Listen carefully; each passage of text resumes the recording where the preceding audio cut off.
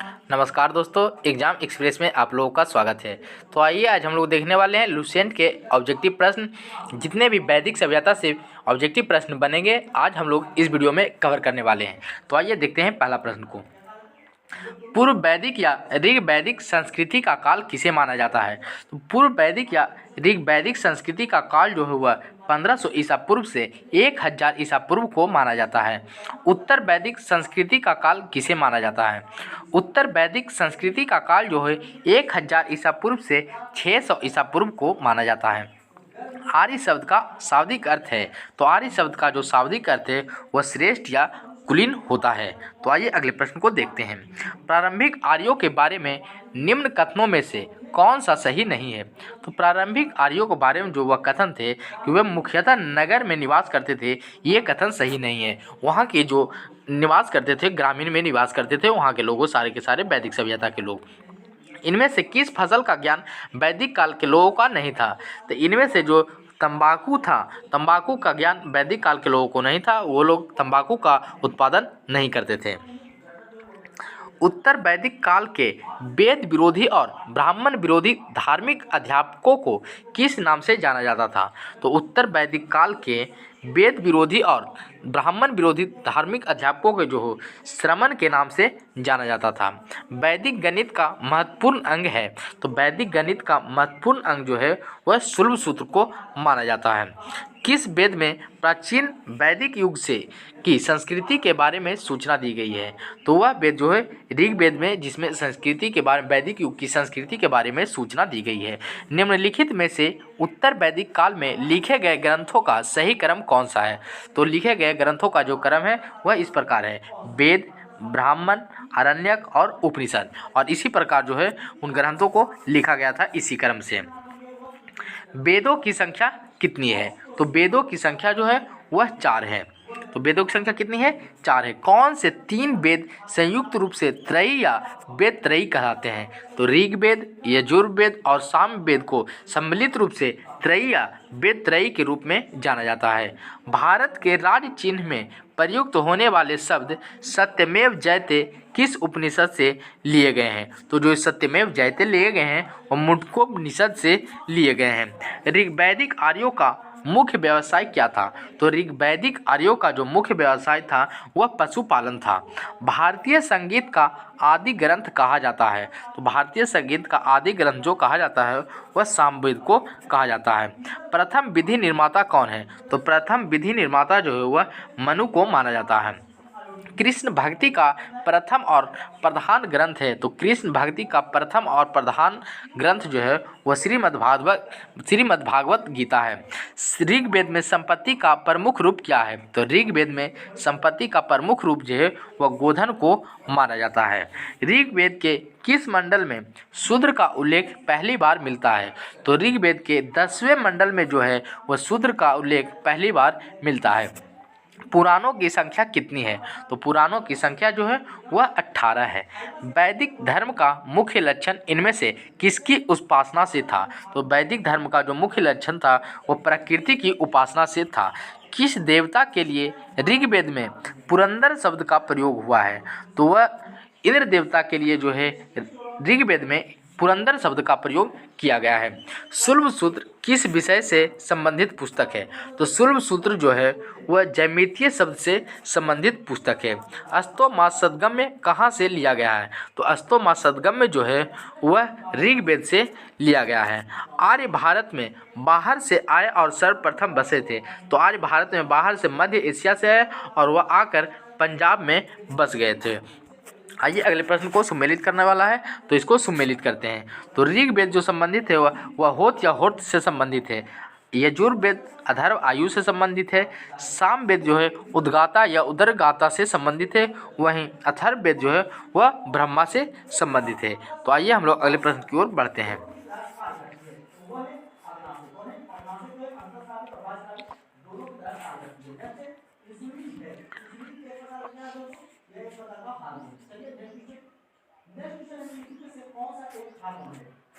वेदों का औपनिषद क्यों कहा गया है? तो वेदों को औपनिषद जो इसलिए कहा गया है क्योंकि वेदों की रचना देवताओं द्वारा किया गया, इसलिए वेदों को औपनिषद कहा गया है। वैश्विक दर्शन के प्रतिपादक हैं, तो वैश्विक दर्शन के प्रतिपादक जो है वह उलूकनद को माना जाता है। मीमांसा या पूर्व मीमांसा दर्शन के प्रतिपादक हैं, तो मीमांसा या पूर्व मीमांसा दर्शन के प्रतिपादक जो हो वह जैमिनी को माना जाता है। वेदांत या उत्तर मीमांसा दर्शन के प्रतिपादक हैं, तो वेदांत या उत्तर मीमांसा दर्शन के प्रतिपादक जो है वह बादरायण को माना जाता है, बादरायण को माना जाता है। ऋग्वेद का कौन सा मंडल पूर्णतः सोम को समर्पित है? तो ऋग्वेद के जो 9वां मंडल है वह पूर्ण रूप से सोम देवता को समर्पित है। प्रसिद्ध 10 राजाओं का युद्ध जो दशराग्य युद्ध हुआ था वह किस नदी के तट पर लड़ा गया था? तो वह जो परूसनी नदी के तट पर लड़ा गया था दशराग्य युद्ध है। धर्मशास्त्रों में भू राजस्व की दर क्या थी? तो धर्मशास्त्रों में भू राजस्व की दर जो थी वह 1/6 थी। 800 ईसा पूर्व से 600 ईसा पूर्व का काल किस युग से जुड़ा है? तो 800 ईसा पूर्व से 600 ईसा पूर्व का काल जो है वह ब्राह्मण युग से जुड़ा हुआ है। किस काल में अछूत की अवधारणा स्पष्ट रूप से उदित हुई है? तो यह जो है वह धर्मशास्त्र के काल में स्पष्ट हुई है अछूत की अवधारणा। एशिया माइनर स्थित बोगा जकोई का महत्व इसलिए है क्योंकि वहाँ जो अभिलेख प्राप्त हुए हैं उनमें 4 वैदिक देवताओं इंद्र, वरुण, मित्र और नासत्य का उल्लेख मिलता है। गायत्री मंत्र किस पुस्तक में मिलता है? तो गायत्री मंत्र जो है वह ऋग्वेद में मिलता है। न्याय दर्शन के प्रचारित किया था? तो न्याय दर्शन का जो प्रचारित था वह गौतम ने किया था। प्राचीन भारत में निष्क से जाने जाते थे, तो प्राचीन भारत में निष्क से स्वर्ण आभूषण को जाना जाता था। योग दर्शन के प्रतिपादक हैं, तो योग दर्शन के जो प्रतिपादक हैं वह पतंजलि हैं। उपनिषद पुस्तकें हैं, तो उपनिषद पुस्तकें जो है वह दर्शन पर आधारित पुस्तकें हैं।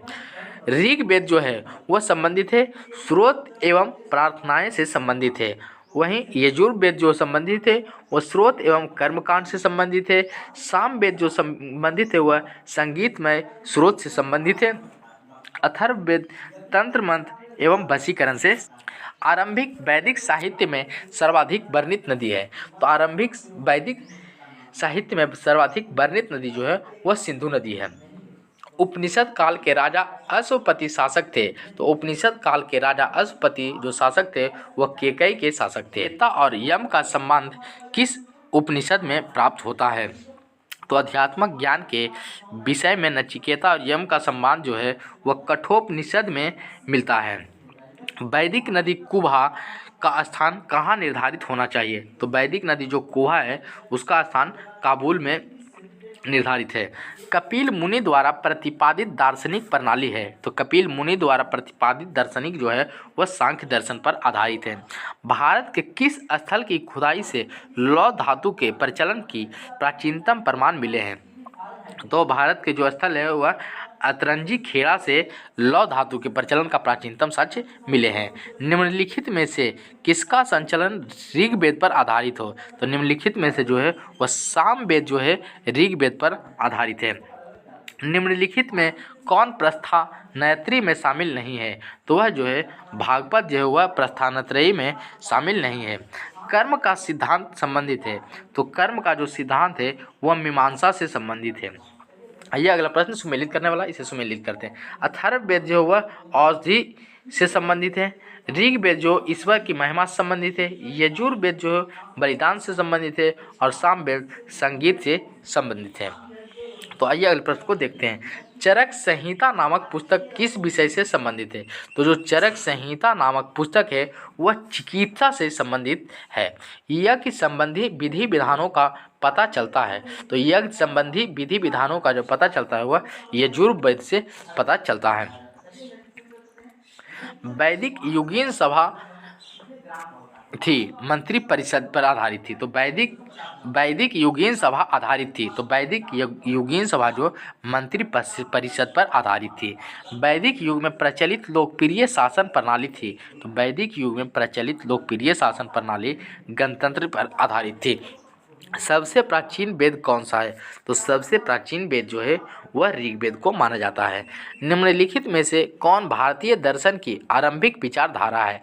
तो निम्नलिखित में से जो है वह सांख्य को आरंभिक विचारधारा माना जाता है। सांख्य, योग, न्याय, वैशेषिक, मीमांसा एवं वेदांत, इन 6 मित्र भारतीय दर्शनों की स्पष्ट रूप से अभिव्यक्ति हुई है। यह वैदिक युग में स्पष्ट हुई है। निम्नलिखित में वह दस्तकारी कौन सी है जो आर्यों द्वारा व्यवहार में नहीं लाई गई थी? तो वह जो है वह लोहार या लोहारगिरी को जो व्यवहार में आर्यों द्वारा नहीं लाई गई थी। अगला प्रश्न जो है वह सुमेलित करने वाला, इसे मिलाते हैं। आयुर्वेद जो है वह ऋग्वेद से संबंधित है। धनुर्वेद जो है यजुर्वेद से, गंधर्व वेद सामवेद, शिल्प वेद जो है अर्थवेद से संबंधित है। तो आइए हम लोग अगले प्रश्न की ओर बढ़ते हैं। ऋग्वेद के किन 6 मंडलों को बस मंडल या गोत्र मंडल कहा जाता है? तो वह दूसरे मंडल एवं 7वें मंडल को जो वो गोमत्र या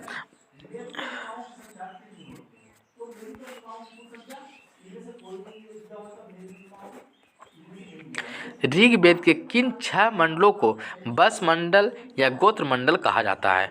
तो ऋग्वेद के 6 मंडल को दूसरे मंडल से 7वें मंडल तक को बस मंडल या गोत्र मंडल के नाम से जाना जाता है।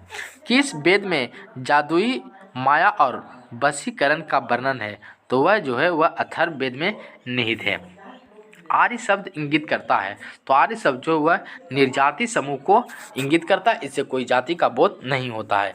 ऋग्वेद में कुल कितने मंडल हैं? तो ऋग्वेद में जो है टोटल के टोटल 10 मंडल हैं। आर्य भारत में संभवतः आए थे, तो आर्य भारत में संभवतः जो है मध्य एशिया से है। तो वह जो है यजुर्वेद जो है गद एवं पद दोनों वाला वेद है। सभा और समिति प्रजापति की 2 पुत्रियां थी का उल्लेख किस वेद में मिलता है? तो सभा और समिति जो प्रजापति की 2 पुत्रियां थी उसका उल्लेख अथर्व वेद में देखने को मिलता है। ऋग्वेद युग की प्राचीनतम संस्था कौन थी? तो ऋग्वैदिक युग की प्राचीनतम संस्था जो थी वह विदत थी। आइए हम लोग अगले प्रश्न की ओर बढ़ते हैं। ब्राह्मण ग्रंथों में सर्वाधिक प्राचीन कौन है? तो ब्राह्मण ग्रंथों में सर्वाधिक प्राचीन ग्रंथ जो है वह शतपथ ब्राह्मण है। गोत्र व्यवस्था प्रचलन में कब आई? तो गोत्र व्यवस्था जो है वो उत्तर वैदिक काल में प्रचलन में आई थी।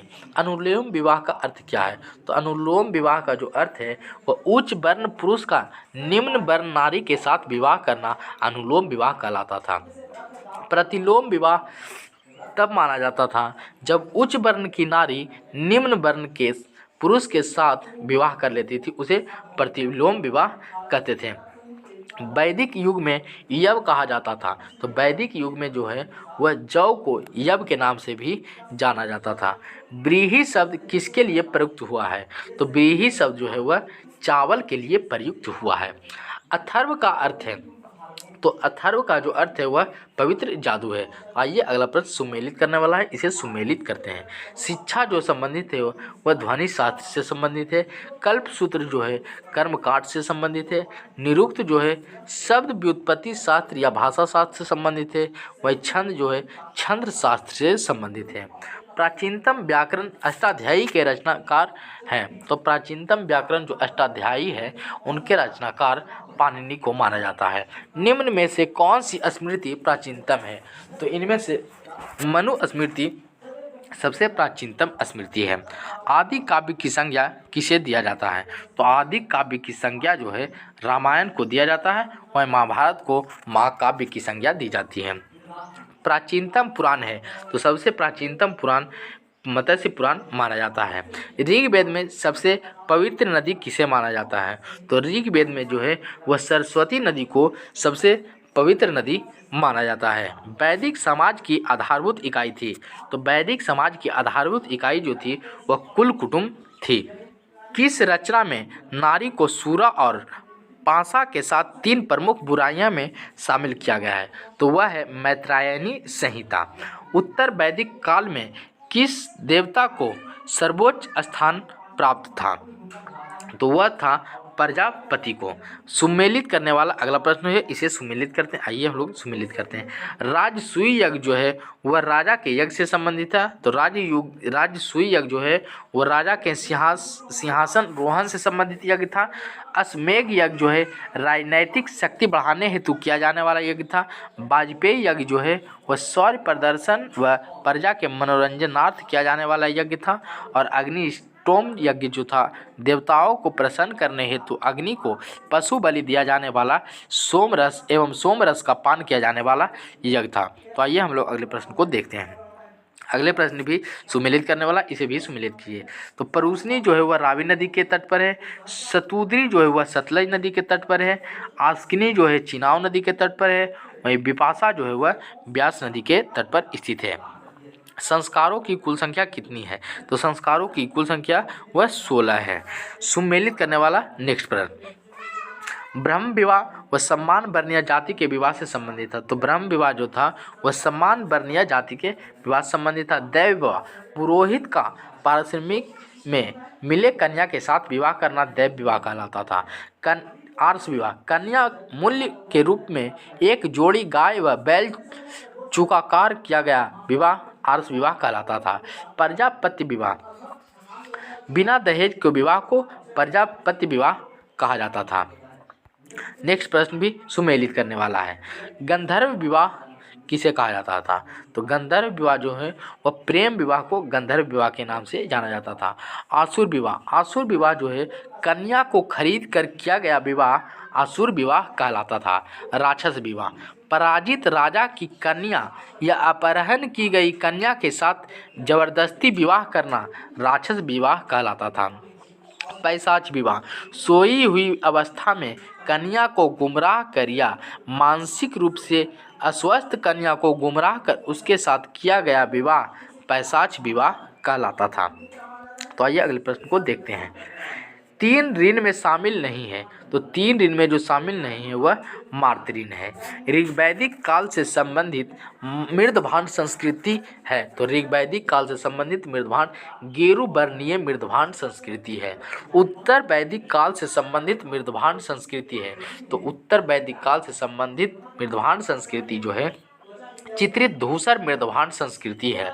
हरियाणा प्रांत में चित्रित धूसर मृदभांड स्थल किस स्थान पर हाल में किए गए उत्खननों से प्रकाश में आया है? तो वह हरियाणा के भगवानपुर में उत्खनन किया गया है। प्राचीनतम विवाह संस्कार का वर्णन करने वाला विवाह सूक्त किसमें पाया जाता है? तो वह जो है ऋग्वेद में पाया जाता है। ऋग्वेद में अघन्य शब्द का प्रयोग किसके लिए किया गया है? तो ऋग्वेद में अघन्य शब्द का प्रयोग जो है वह गाय के लिए किया गया है। आइए अगला प्रश्न सुमेलित करने वाला है, इसे सुमेलित करते हैं। तो संग्रहित जो संबंधित है वह कोषाध्यक्ष से संबंधित है। भागदूत जो है कर संग्रहकर्ता से संबंधित है। छता छतरी जो है वह पासे के खेल में राजा का सहायक से संबंधित है। वहीं अश्वबाप जो है वह प्रतिहारी या राजा प्रसाद के साक्षक से संबंधित है। तो आइए हम लोग अगले प्रश्न को देखते हैं।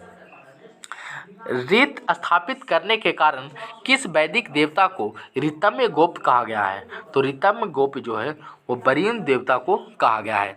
निम्नलिखित में से कौन मूलतः जल या समुद्र का देवता था?